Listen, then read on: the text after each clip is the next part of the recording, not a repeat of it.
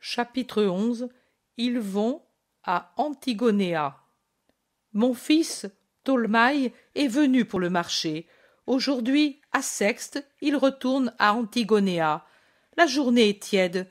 Voulez-vous y aller comme vous désiriez leur demande le vieux Philippe en leur servant du lait fumant.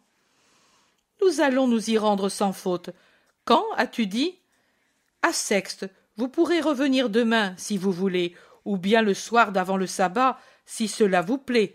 Alors, tous les serviteurs hébreux ou entrés dans la foi viennent pour les offices du sabbat.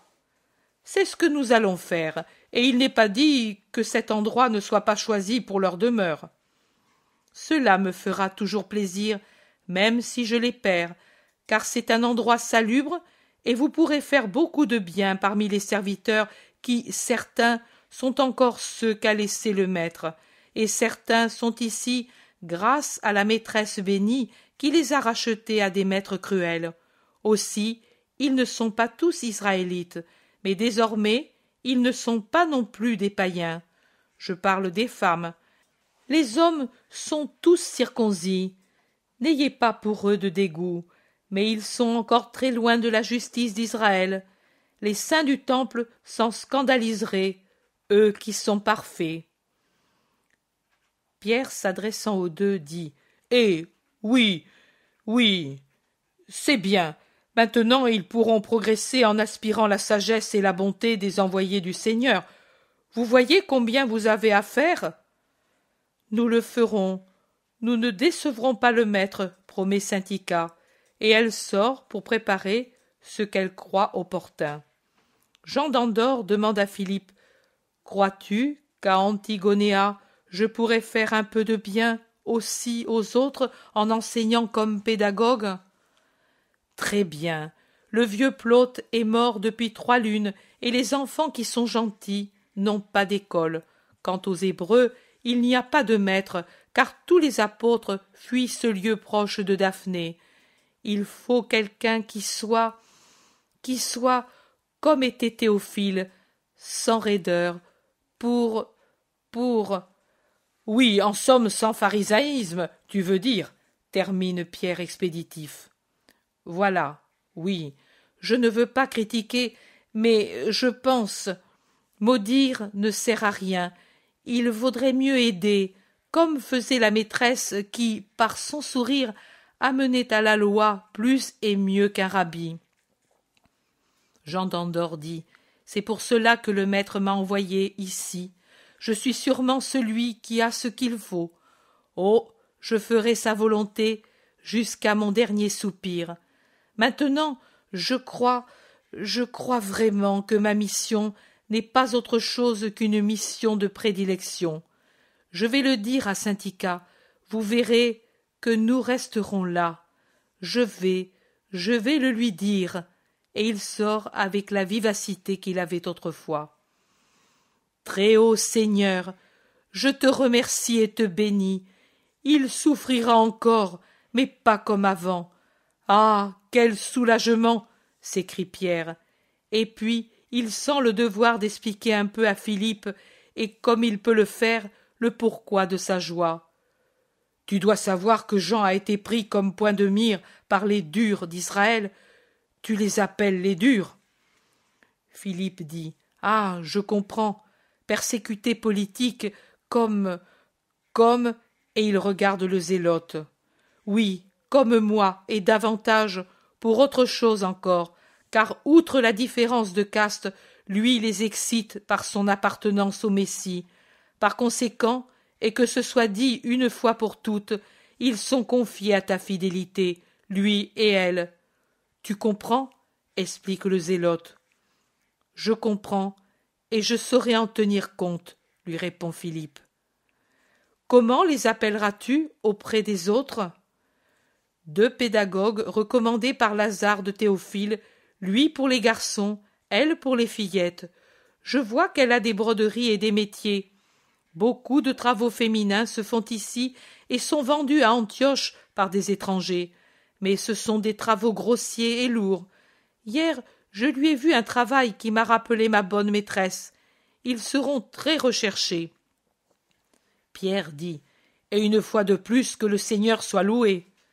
Oui, cela diminue pour nous la douleur de notre prochain départ. Vous voulez déjà partir?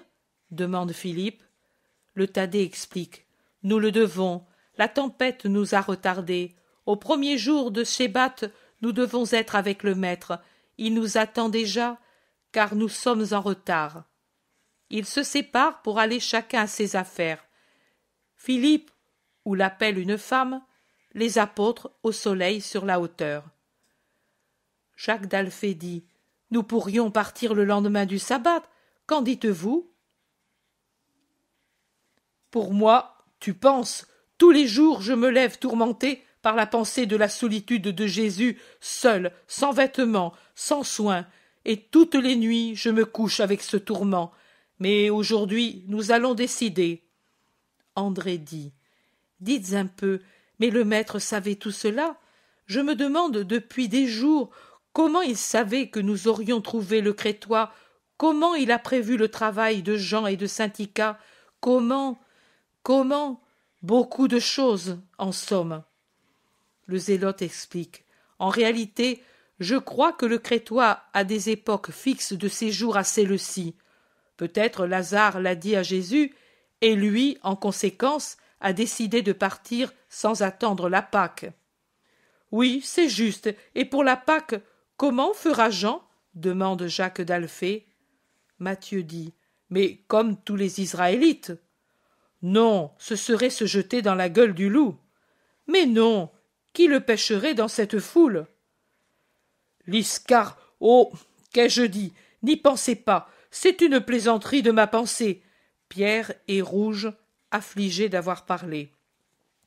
Jude d'Alphée lui met une main sur l'épaule, en souriant de son sourire sévère, et dit « Allons, nous pensons tous la même chose, mais n'en parlons à personne, et bénissons l'Éternel, qui a détourné de cette pensée l'esprit de Jean. » Tous, absorbés, gardent le silence, mais pour eux, vrais Israélites, c'est un problème de savoir comment le disciple pourra faire la Pâque à Jérusalem, lui qui est exilé, et ils se remettent à en parler, à en parler, à en parler. Matthieu dit, « Je crois que Jésus y pourvoira.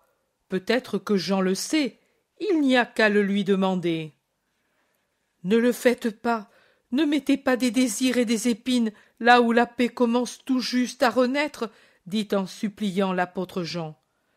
Jacques d'Alphée approuve. Oui, il vaut mieux le demander au maître lui-même. Quand le verrons-nous?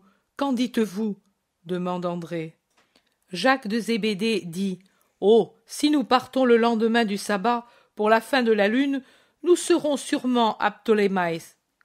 Si nous trouvons un navire, observe Jude Thaddée, et son frère ajoute, et s'il n'y a pas de tempête. Quant au bateau, il y en a toujours en partance pour la Palestine, et en payant, nous lui ferons faire escale à Ptolémaïs, même si c'est un bateau pour Jopé. Tu as encore de l'argent, Simon? Demande le zélote à Pierre. Oui, bien que ce voleur de Crétois m'ait vraiment écorché, en dépit de ses protestations de gentillesse pour Lazare, mais je dois payer pour la garde de la barque et celle d'Antoine, et l'argent donné pour Jean et Saint-Ica, je n'y touche pas, il est sacré, même s'il faut jeûner, je le laisse intact.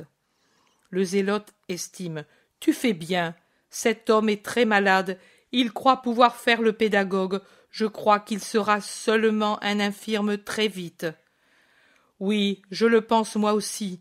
Saint-Ica, en plus de ses travaux, devra faire des onguents, approuve Jacques de Zébédée. Jean dit, mais cet onguent, hein, quelle merveille! Saint-Ica m'a dit qu'elle veut en refaire et s'en servir pour pouvoir pénétrer dans les familles d'ici. Matthieu proclame, c'est une bonne idée. Un malade que l'on guérit, c'est toujours un disciple que l'on gagne, et avec lui les siens. Ah, cela, non! S'écrie Pierre. Comment? Tu veux dire que le miracle n'attire pas au Seigneur? Lui demande André, et avec lui 2 ou 3 autres. Oh, mes petits, il me semble que vous tombez du ciel, mais vous ne voyez pas comment il se comporte avec Jésus? S'est-il converti, Élie de Capharnaüm, et d'Horace, et Osée de Corosaïne, et Melchias de Bethsaïda, et, excusez-moi, vous de Nazareth, et Nazareth entière pour les 5, 6, 10 miracles jusqu'au dernier, celui de votre neveu? Demande Pierre. Personne ne réplique parce que c'est l'amère vérité. Nous n'avons pas encore trouvé le soldat romain. Jésus l'avait fait comprendre, dit Jean après un moment. Le zélote répond: nous le dirons à ceux qui restent, et même ce sera un but de plus dans leur vie. Philippe revient. Mon fils est prêt, il a eu vite fait, il est avec sa mère qui prépare des cadeaux pour les petits-fils. Elle est bonne, ta belle-fille, n'est-ce pas? Très bonne, elle m'a consolé de la perte de mon Joseph. Elle est comme une fille pour moi. Elle était servante de chéri qui l'avait formée. Venez vous restaurer avant de partir. Les autres sont déjà en train de le faire. Et précédés par le char de Ptolemaï, petit-fils de Philippe, ils vont au trot vers Antigonéa. Ils ont vite rejoint la petite ville, ensevelie dans la fertilité de ses jardins, abritée des vents par les chaînes des monts qui l'entourent, suffisamment éloignée pour ne pas lui porter ombrage, mais assez proche pour la protéger et déverser sur elle les effluves de ces bois d'arbres résineux ou essentiels, tout ensoleillés. Elle réjouit la vue et le cœur, rien qu'à la traverser. Les jardins de Lazare sont au sud de la ville et sont précédés par une avenue maintenant dépouillée, le long de laquelle sont les maisons de ceux qui sont préposés au jardin, des maisonnettes basses mais bien tenues, sur les seuils desquelles se montrent des visages de jeunes enfants et de femmes qui regardent avec curiosité et saluent en souriant. La diversité des visages annonce des différences de race. Ptolemaï, dès qu'il a franchi le portail d'entrée de la propriété, fait en passant devant chaque maison un bruit de fouet spécial. Ce doit être un signal, et les habitants de chaque maison, après avoir regardé, entrent dans leur demeure et en sortent ensuite en fermant les portes et suivent l'avenue derrière les deux chars qui marchent au pas et qui s'arrêtent ensuite au centre d'un carrefour de sentiers qui rayonnent en tous sens comme les rayons d'une roue à travers des champs innombrables séparés en plates-bandes, les unes dépouillées, les autres toujours vertes, garnies de lauriers, d'acacias ou de plantes du même genre, d'autres arbres dont les entailles laissent sortir un lait odoriférant et des résines. Il flotte dans l'air un mélange d'odeurs balsamiques, résineuses, aromatiques, partout des ruches et des bassins d'irrigation où boivent des colombes toutes blanches.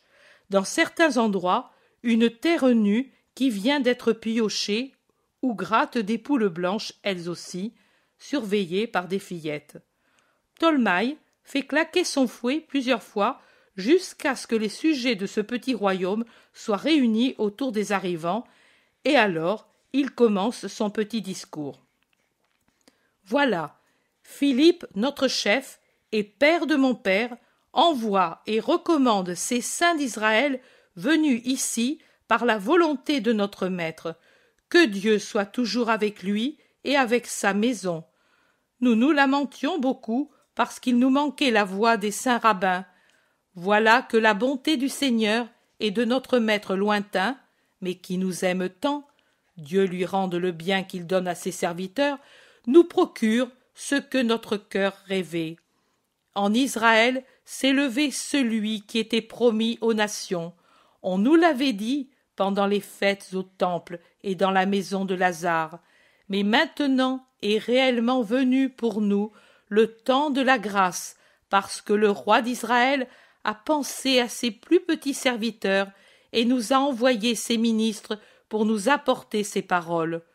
Eux sont ses disciples, et 2 d'entre eux vont vivre parmi nous, ici ou à Antioche, afin de nous enseigner la sagesse, pour nous enseigner la science du ciel et celle de la terre. Jean, pédagogue et disciple du Christ, enseignera à nos enfants l'une et l'autre sagesse.